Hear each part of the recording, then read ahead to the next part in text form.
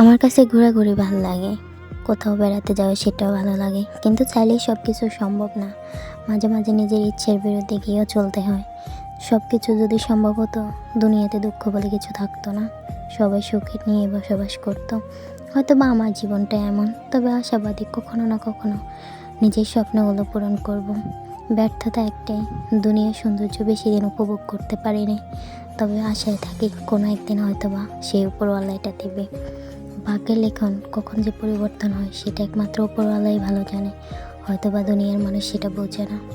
আমারও স্বপ্ন, আমি সবার সাথে আগের মতো মিশতে পারবো, আগের মতো চলাফেরা করতে পারবো, কিন্তু হয়তো বা সাময়িক অ্যাক্সিডেন্ট আমার জীবনটাকে তছনছ করে দিয়েছে। ভাগ্য পরিবর্তন হতে সময় লাগে না, সময় তো লাগে নিজেদেরকে মানিয়ে নিতে।